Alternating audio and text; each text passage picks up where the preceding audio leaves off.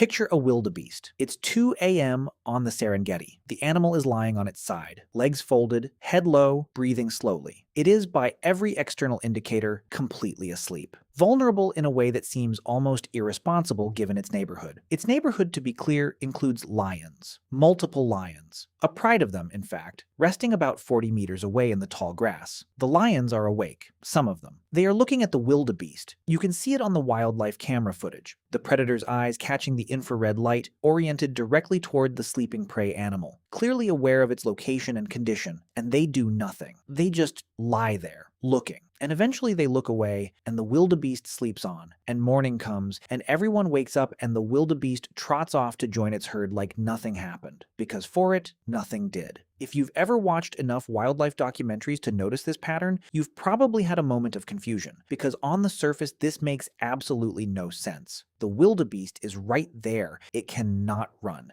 It cannot defend itself. The cost of attacking should be at its absolute minimum. The risk to the predator should be negligible. And yet, repeatedly, consistently, across species and ecosystems and continents, predators pass up seemingly easy sleeping prey with a regularity that demands explanation. So what is actually happening here? Is this a myth? Is it true? And if it's true, why? Why would a hungry lion in a competitive ecosystem with a survival imperative pass up a free meal lying 40 meters away? The answer involves animal cognition, evolutionary game theory, risk assessment biology, some deeply counterintuitive truths about what sleep actually does to prey animals, and at least one mechanism that will completely rearrange how you think about the relationship between predators and prey in the wild. This is not a simple story, but it is a fascinating one. First, let's tackle the premise directly and honestly, because any credible examination of this topic requires acknowledging the full picture. Predators do sometimes attack sleeping prey. This is documented. It happens. There are recorded instances of lions ambushing sleeping animals, of crocodiles seizing animals that have fallen into a dozing state at the water's edge, of leopards taking prey caught in a moment of stillness. To claim that predators categorically never attack sleeping animals would be factually wrong, and the more interesting and accurate claim is something subtler. Predators attack sleeping prey far less often than you would expect given how frequently the opportunity presents itself. That's the puzzle. Not the absolute rule, but the statistical anomaly. The gap between how often sleeping prey is available and how seldom predators take the opportunity. That gap is enormous in practice, and explaining it requires understanding predator decision-making at a level most people have never considered. Begin with the predator's perspective, because this entire story looks completely different once you inhabit it. You are a lion. You weigh around 180 kilograms, you have canines designed to crush the spinal column of large ungulates, and you are one of the most efficient terrestrial predators evolution has ever produced. You are also perpetually calculating. Not consciously, not with a whiteboard and a decision matrix, but with a neurological cost-benefit system that has been refined across millions of years of predator-prey co-evolution into something of extraordinary precision. Every potential hunt involves costs. Energy expenditure, sprinting at full speed for even short distances, burns significant calories and takes time to recover from. Injury risk, prey, animals have hooves, horns, antlers, and the capacity for explosive defensive violence even when clearly outmatched. Social cost. In group predators, failed hunts can affect status dynamics and coalition stability. Opportunity cost. Time spent on a failed hunt is time not spent on a successful one. These costs are not trivial. Lions fail to make a kill on roughly 70 to 80% of their hunt attempts under normal conditions. That failure rate is not embarrassing. It is simply the reality of hunting animals that have evolved specifically to not be caught, and every failed attempt carries a real metabolic price. Enough failed attempts in a row, and the lion's energy budget goes negative. Predators starve not just when prey is absent, but when prey is present but too costly to catch. This context is essential for understanding why a sleeping wildebeest 40 meters away is not as obviously attractive as it seems. Here's the first counterintuitive truth. Sleeping prey is not always the easiest prey to catch successfully. Think about what sleep looks like from the outside versus what it actually involves on the inside. A sleeping wildebeest appears motionless, unaware, and defenseless. But the wildebeest's nervous system is not asleep in the same way the wildebeest appears to be. Prey animals in the wild have evolved sleep architectures that bear essentially no resemblance to how humans sleep. Many large prey animals practice something called unihemispheric slow-wave sleep, a mode where one brain hemisphere sleeps while the other remains at a significantly elevated state of alertness. Ducks do this so efficiently that they can keep one eye open and one eye closed, the open eye connected to the active hemisphere, maintaining threat vigilance while the other half of the brain rests. Dolphins do it to maintain breathing while resting. Many ungulates on the African savanna, wildebeest, zebra, antelope practice versions of this divided consciousness rest mode during their most vulnerable periods. Even in prey, animals that cannot achieve the full unihemispheric separation, sleep in the wild is characterized by extreme sensitivity to sensory input. The threshold for arousal, the amount of stimulus required to snap the animal from sleep to full flight response, is dramatically lower in wild prey animals than in domesticated or laboratory animals. A sleeping wildebeest can go from fully recumbent to on its feet and running within a fraction of a second. The response time is fast enough to be surprising if you've only ever watched sleeping animals in safe contexts. This means the predator approaching a sleeping prey animal is not approaching a stationary target. It is approaching an animal whose threat detection system is still running, whose startle response is essentially instantaneous, and whose arousal to flight time is fast enough to substantially complicate the attack. The window of actual vulnerability, the period between detection of the predator and the prey's physical response, may be shorter for a sleeping animal than for an alert one, because alert animals are managing multiple competing cognitive loads while sleeping animals are doing nothing but running their threat detection system. The second mechanism is about herd dynamics, and it explains why the lone sleeping wildebeest is almost never actually alone in the way it appears. Prey animals are social. Their sociality is, at the deepest level, an anti-predator adaptation. The wildebeest lying on the ground is lying within a herd. Other herd members are around it, some sleeping, some dozing in a lighter rest state, some fully awake. Individual sleep schedules within a herd are naturally staggered, producing a situation where at any given moment, some fraction of the group is always at a higher state of alertness. The herd functions as a distributed early warning system. Any member that detects a threat and responds, standing abruptly, snorting, moving away quickly, triggers a cascade of arousal through the nearby animals. The sleeping wildebeest at the center of the herd may be woken by its neighbor's threat responses before the predator gets anywhere close enough to matter. The predator must contend not just with its target's individual alertness, but with the collective vigilance of an entire group of animals whose evolutionary purpose includes not getting eaten. This distributed vigilance is mathematically powerful. There are documented studies showing that in flocks and herds, the probability of detecting an approaching predator increases non-linearly with group size, meaning that a herd of 50 wildebeest is dramatically more than 50 times better at detecting a predator than a single wildebeest because the overlapping fields of attention and the cascading alarm response create something like a collective immune system against predation. A predator attempting to take a sleeping animal from within this system must defeat not the sleeping animal's individual defenses, but the entire herd's distributed defense network. Now add another layer, the physical reality of attacking a recumbent large animal. Predators that specialize in killing large prey have evolved attack strategies precisely calibrated to prey animals in motion. The lion's classic killing technique, lunging for the throat, delivering a suffocating bite while wrestling the animal down, is designed for the biomechanics of an upright, struggling animal. The jaguar's skull-crushing bite to the back of the head is optimized for a specific positional relationship between predator and prey. These techniques assume certain things about how the prey animal is oriented and how it will move. A prone, sleeping animal presents a fundamentally different physical problem. The throat is lower to the ground, harder to access cleanly. The animal's legs, when it surges to its feet in the startle response, can generate explosive force in directions the predator hasn't positioned for. The killing bite, when applied to an animal in an unusual position, is harder to place accurately. And an inaccurate first strike, one that injures but doesn't incapacitate, produces exactly what the predator most wants to avoid: a panicked, injured, adrenaline-flooded prey animal in an enclosed space with flailing hooves and a desperate survival response. In short, attacking a sleeping prey animal can actually be mechanically harder than attacking the same animal while it's running, because the predator's body and technique are optimized for the latter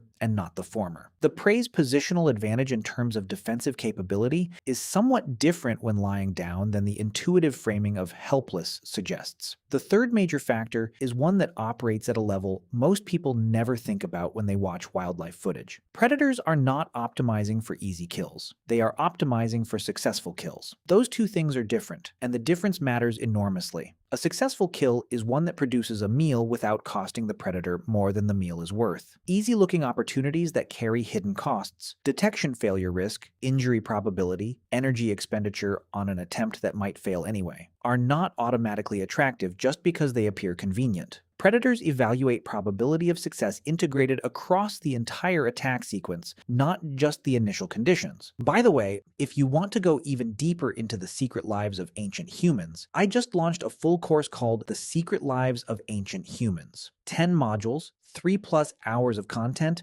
covering everything we never talk about on YouTube. What they feared, how they communicated, what hunted them, and much more. Plus an exclusive PDF guide included. Link in the description. See you inside. Experienced predators, and many large predators in the wild, are highly experienced, operating with accumulated behavioral knowledge of how hunts unfold, have calibrated instincts for when a hunt attempt is likely to succeed versus when it will fail. These calibrations are not conscious deliberations. They are encoded in behavioral tendencies shaped by evolutionary history and refined by individual experience. A predator that repeatedly attempted attacks on apparently sleeping prey and repeatedly found those attempts failing for the reasons described above would, through learning, develop a strong behavioral inhibition against such attempts. At the population level, predators that were better at identifying low-risk opportunities rather than merely apparently low-risk ones survived and reproduced more successfully than those that acted on appearances. The behavioral tendency to be skeptical of seemingly easy sleeping prey targets is, in other words, adaptive, and natural selection has been reinforcing it across the entire history of predator-prey coevolution. There is a chemical dimension to this story that deserves serious attention because it operates below the level of visible behavior and is almost never discussed in popular treatments of predator-prey dynamics. Sleep in animals is not just a behavioral state. It is a physiological state with measurable biochemical characteristics. Animals in deep sleep phases have altered cortisol profiles, different muscle tone characteristics, and, most relevantly, different scent profiles. The chemical signatures of sleep versus wakefulness include hormonal components that predators with sufficiently sensitive olfactory systems can theoretically detect. Whether major predators can and do use this information to assess prey state is an active area of research, and the evidence is fascinating. There are behavioral observations suggesting that some predators approach apparently sleeping prey with more caution, not less, as if something in the prey's presentation triggers uncertainty rather than confidence. This could reflect the predator's olfactory system detecting biochemical cues that don't match the expected profile of a fully unconscious, maximally vulnerable animal. It could reflect the predator's experience-based knowledge that sleeping prey is unpredictable. Or it could reflect something more subtle about how predators assess situations that look too good to be straightforward. The last possibility is worth considering. In an evolutionary arms race, prey animals that could convincingly fake deep sleep, presenting all the visual cues of maximum vulnerability while actually maintaining elevated alertness, would have an extraordinary survival advantage. If such a deceptive capacity evolved in prey species, then natural selection would simultaneously favor predators who are suspicious of apparently deeply sleeping prey because those predators would avoid the trap more reliably. The result of this evolutionary reciprocity could be a behavioral norm in predators that looks like restraint but is actually deep skepticism, an instinctive reluctance to commit fully to an attack on a sleeping animal because the situation has historically been less reliable than it appears. Social dynamics within predator groups add yet another dimension, particularly for cooperative hunters. Lions hunt in coordinated groups where individual roles during a hunt are understood and somewhat consistent. A hunt attempt that hasn't been properly coordinated, that one lion initiates while others are not positioned correctly, is a bad hunt regardless of how vulnerable the target appears. A sleeping wildebeest noticed by a single lion who is not in the right position, whose pride members are not ready, and whose approach angle is suboptimal is still a bad hunting opportunity even though the prey is unconscious. The individual lion's assessment is not just about the prey's condition, it is about the entire tactical situation, and sleeping prey discovered in the wrong tactical context may simply not be worth disrupting everything for. This is also why the timing patterns of predator attacks are so strongly non-random. Predators don't hunt whenever prey is vulnerable. They hunt when prey is vulnerable and the predator's own conditions are favorable, when energy levels are appropriate, when social coordination is available, when environmental conditions like wind direction and light levels are advantageous. Sleeping prey encountered outside of these favorable windows may be left alone simply because the predator isn't ready to hunt yet, regardless of the prey's apparent availability. There's a behavioral phenomenon documented in predator populations that adds the final piece to this picture: the satiation factor. Predators that have recently fed are not strongly motivated to hunt. This is intuitive, but the degree to which a recently fed predator is behaviorally disengaged from hunting opportunities is often surprising to people who anthropomorphize predator motivation as uniform hunger. A lion that ate 2 days ago is not running the same motivational calculus as a lion that has not eaten in 5 days. The recently fed lion may observe sleeping prey, register its presence, and find no compelling internal drive to do anything about it. Not because the sleeping prey is too risky, but because the lion's internal state is simply not calibrated for hunting at that moment. Predator populations in healthy ecosystems spend a significant portion of their time in this post-satiation state. A pride of lions that makes a large kill, a zebra, a wildebeest, a buffalo, will feed for hours and then rest for days. During those resting days, they are physically present in the landscape, fully capable of hunting, and surrounded by prey animals that are engaging in normal behavior, including sleeping.